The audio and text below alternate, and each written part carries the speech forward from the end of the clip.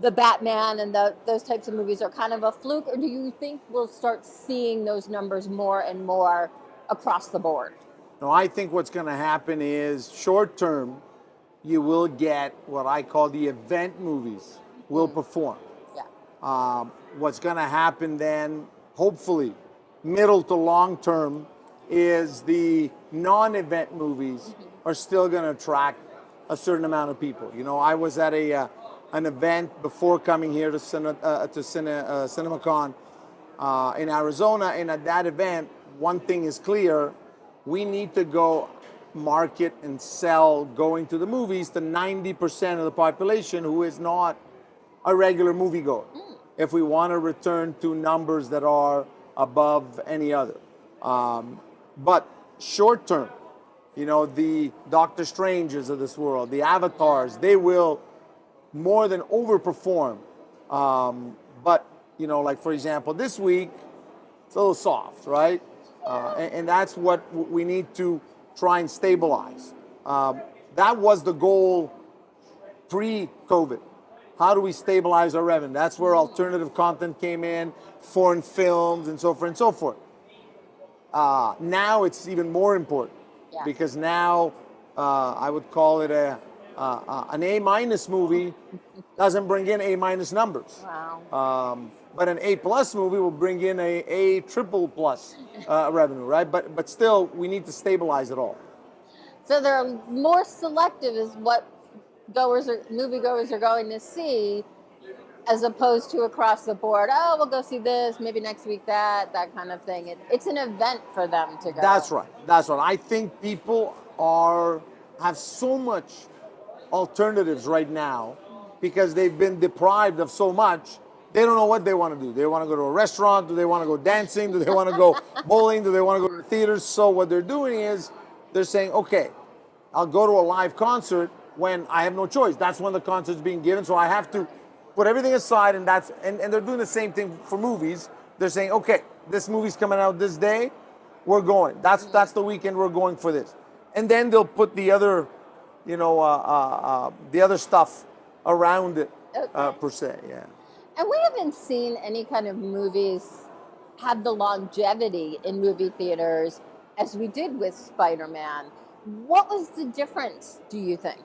I think really what's happening, and I heard this in Arizona while we were talking to some distributors and some talent. The truth of the matter is, as much as the beginning of COVID was scary because all the windows dropped and everybody was going straight to streaming and it looked like theaters were gonna, you know, go by the wayside. The truth of the matter is that what's happened is studios have had the opportunity now to realize they can't make money if they don't go to theater. They actually can't pay off these huge blockbusters, the cost of these blockbusters. And what's also happened is there's been a pushback by talent.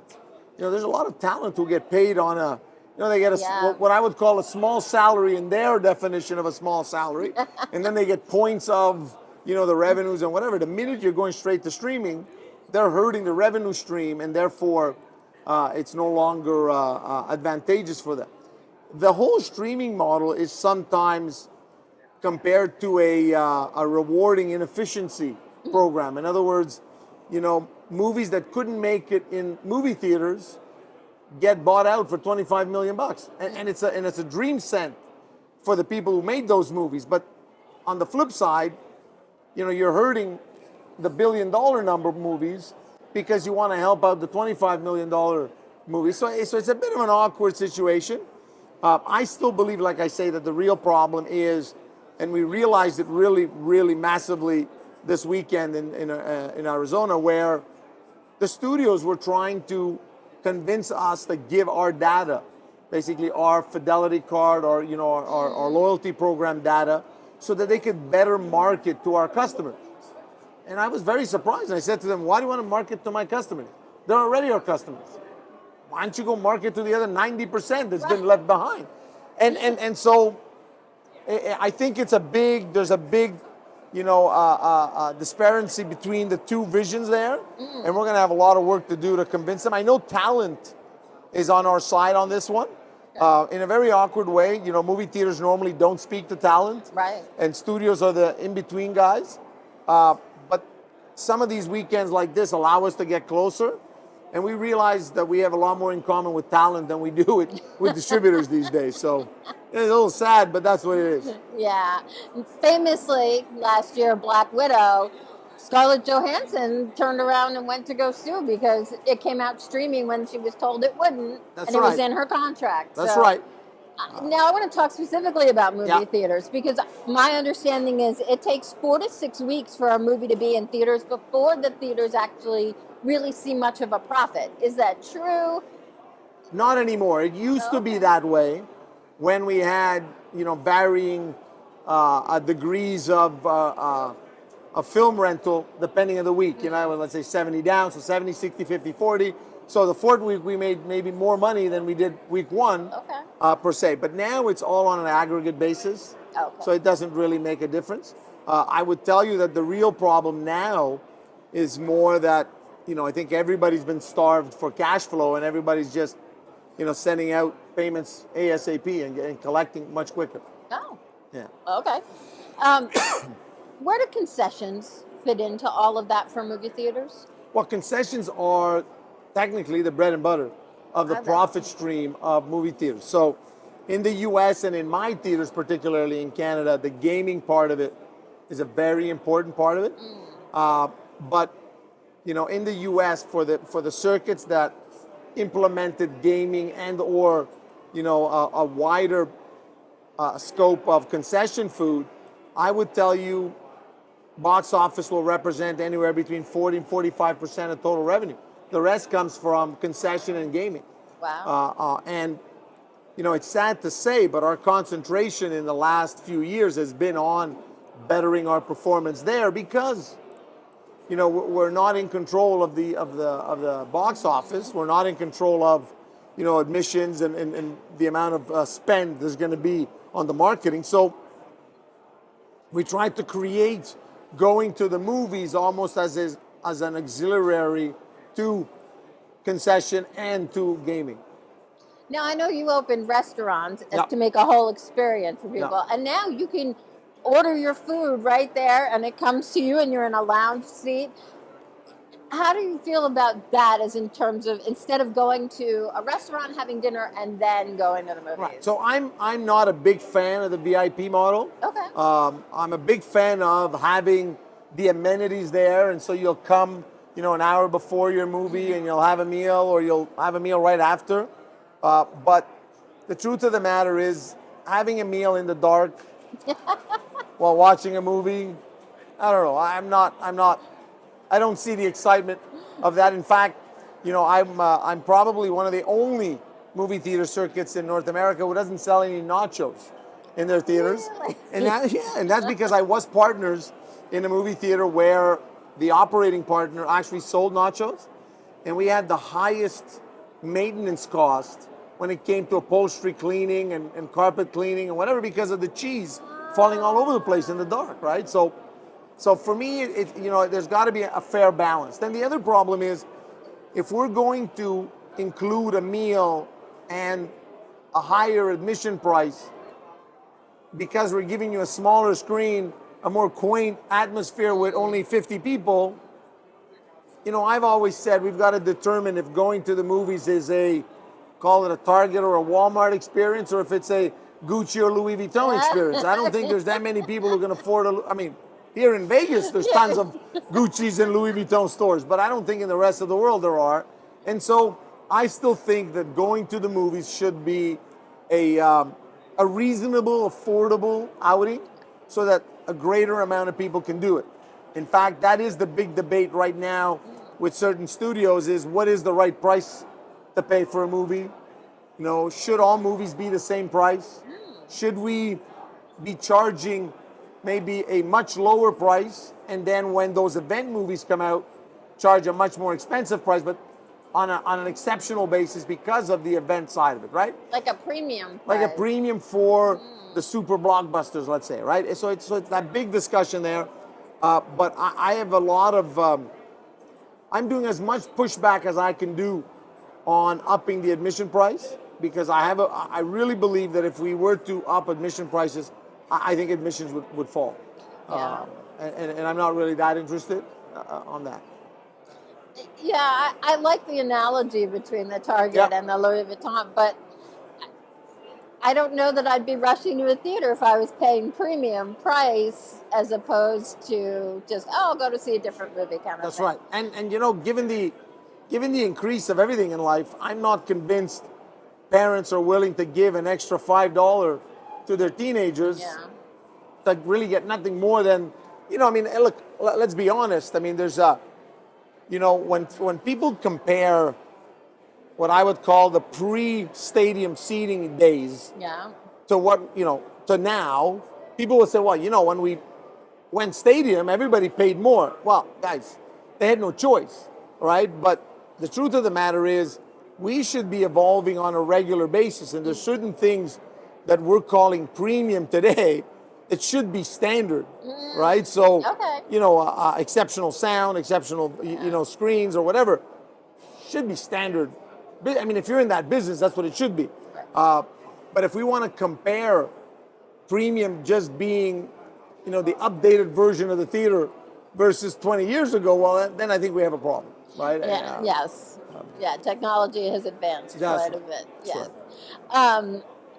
They talked a little bit today, in International Day, about the streaming wars. So, what do you think is going to happen with all of that? Because now everybody has their own. They're pay, you know, you got to pay for this one and this one and that one. And so, where do you think that'll end up, and how much it'll affect movie theaters? So I said, and I remember, I think Disney Plus launched September of 2019 or something, and I remember saying to media who had asked me back then what I thought it was going to mean. I said, well, it's going to mean that Netflix is probably going to go belly up. And everybody said, what are you, insane? You don't know what you're talking about. And well, you know, last week was a great symbol of what's happening and what's to come. Basically, you know, let's be honest, Netflix got a free ride for about 10 years. Very true. And the studios, and you know, and I think the Netflix story is the proof that studios don't really reflect what they're doing. They sometimes do it for short-term gain, but then again, the heads of some of those studios are only there for 5 years. They don't care about the long-term look, right? But where the problem is that they sold $5 billion worth of video revenue off to Netflix for nothing. And now they're trying to get it back. But in the meantime, what that means for the customer is I now have to pay for Netflix, Disney Plus, Paramount Plus, Universal Plus. God knows how many more pluses we're going to get. Right. And ultimately, if I was paying $9.99 and now I got to pay $99.99, I'm dropping some of these. Oh, yeah. You know what I mean? There's no way I'm keeping all of this. Yeah.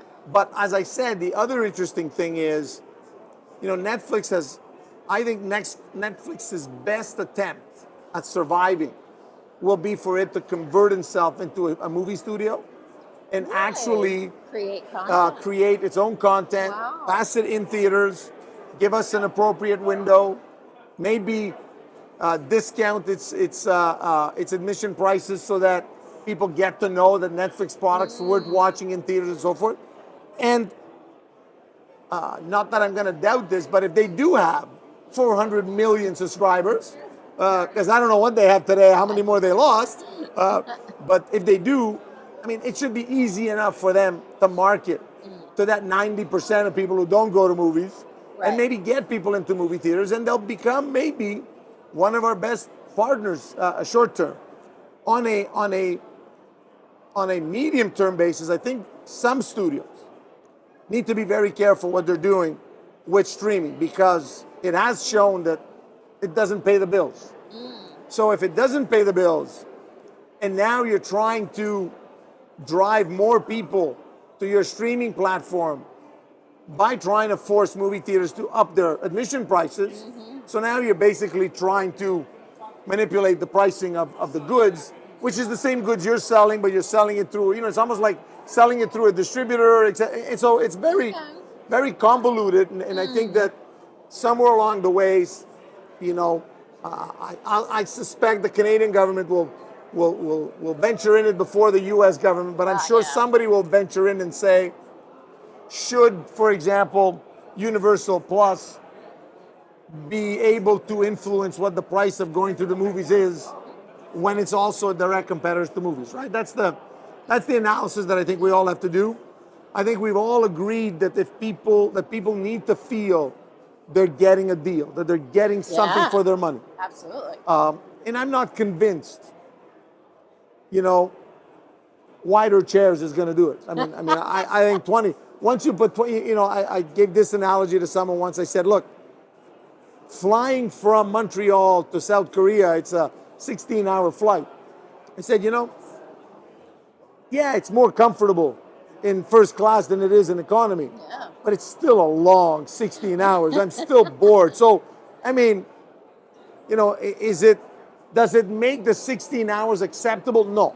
It just makes it, okay, well, at least I'm not like one of those guys, Yeah. right? But then again, the truth of the matter is 24 inches is a very wide seat.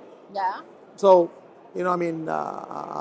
whether it's 24, whether you need a rocking chair, I think I gave you this example in the past once. I went to watch a movie at an IPIC theater once in LA on Wilshire Boulevard.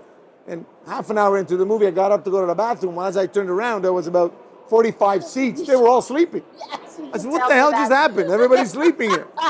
Like, who pays $15 to go sleep in a lazy boy in a movie theater, right? So that's where we have to be realistic on what going to the movies is. And I think that if you do the analysis of the demographic that has gone back to the movies quickly, they're not looking for, lazy boys. Yeah. What they're looking for is an immersive experience. They're looking to be wooed by the content, wooed by the effects. Yeah. That's what they want. They don't really, like I said, they don't want to be sitting on a park bench. Right. But I think even some of the worst theaters have better seats than a park bench. So it's not a problem, right? So, but to tell me if you want people to come back, you've got to give them a $25 experience by giving them a VIP experience. We have to remember that people know what they're paying for. Microwave sliders. Yeah. You know what I mean? At least the popcorn's freshly popped. Yeah. You know what I mean? It's got some tradition to it, let's say. How, in your opinion, do apps for your phone play into the movie industry? Like, I know FlickDirect has a couple of apps that we have that people can subscribe and stuff. How does that play in terms of movie theaters themselves creating apps, in terms of platforms like Fandango selling tickets with a charge? And does it help, or do you find that it's a hindrance? So I would tell you, for the regular moviegoer, that 10%, it makes it more convenient for them maybe. But the fact of the matter, you have to remember that the fact of the matter is that those apps, those platforms actually have a cost for us. And unfortunately, in the business model right now, those costs are not being recuperated in the revenue share that we're doing with the studios. We're actually absorbing those costs, right? So you need to ask yourself, somebody who needs to take out a credit card at a theater box office versus buying it online, is it really going to make him go to one theater versus another? I haven't seen a revenue drop or a market share drop because I don't have an app, right?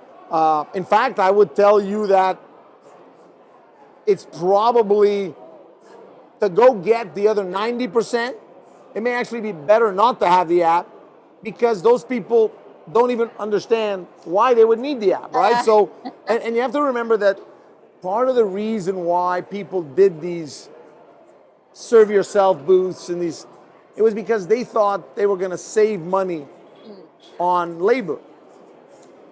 But the truth of the matter is, you need a minimum amount of people, right? We have to remember that in Canada, at least, we need to monitor who's buying tickets for what, right? So the minute you have a 16-plus movie, you can't put it on your terminal, because then anybody can buy a ticket. And we know the way it is, right? You can, before you sell a ticket to a customer, you can say, you can give him all the rules and regulations you want, he'll accept them. The minute he has that ticket and you tell him, sorry, your child's not allowed because he's 15, you're dead in the water. They're going to scream, they're going to holler, they're going to complain about everything. So, so there's a certain problem, per se. And then, like I said, I mean, people need to remember you got to pay 2% to the credit card company. You got to do this, you got to do that. Those are all expenses that go against your bottom line.